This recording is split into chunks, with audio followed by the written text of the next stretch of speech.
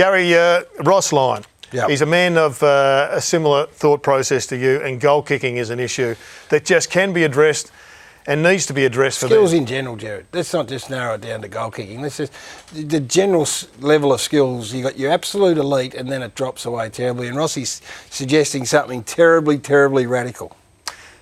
We played Saturday, Sunday off, they have a half day. Monday, they're in for training and do goal kick. Next day off, and then you've got your final training session. So it's up to the players to actually show some initiative outside of the AFLPA, the collective bargaining agreement. There's only so many hours can have them.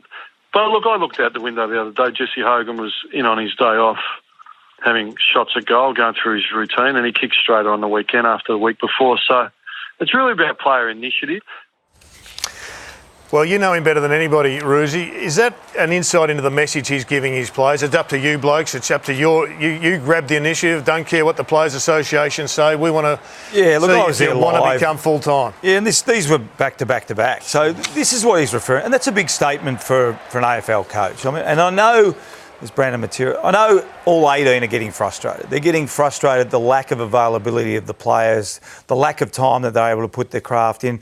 And what he's saying is, well, we can't get you for any more time. So if you want to be a really good AFL player now, you better be doing a lot of work in the off-season, you better be doing a lot of work on the off day. And sort of half sarcastically when he said, I looked out the window and there was Jesse Hogan having a shot at goal, because it doesn't happen very often now. What's stopping the players though, Roosie, from going into the club or going and doing the extra work? Because these rules were in place 4 years ago when I was playing, and there was no set rule that you weren't allowed into the club.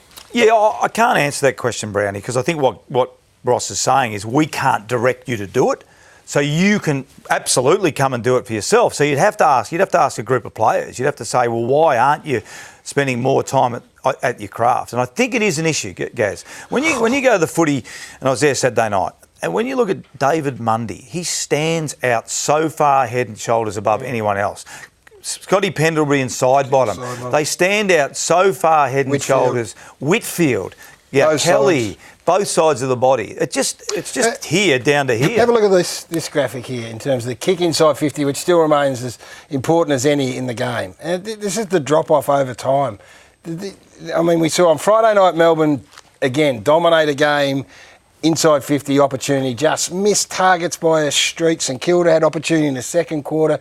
Missed it. Look at that, Brownie. That's the ability to hit a target, identify. Sometimes it's just to kick it to your preferred side. I'd take that at the moment. Do you think that's got anything to do with? There's a couple of things. Obviously the emphasis on defensive effort and defensive tactics and all that sort of stuff. And the other thing is too, it's so drilled into us. You have to have a forward half game to win a premiership. That to do that, you're going to be going into crowded forward lines all the time. So you won't be hitting targets. I'd love to see, Brownie, like the unpressured entries, because I think you're right in some degrees there, but I reckon the ones that I'm seeing are the unpressured entries where guys miss a target. It's just an epidemic proportion. It is crazy. And it's something we keep paying them more money. Something you can fix at the Blues, Roosie, if you put your hand up.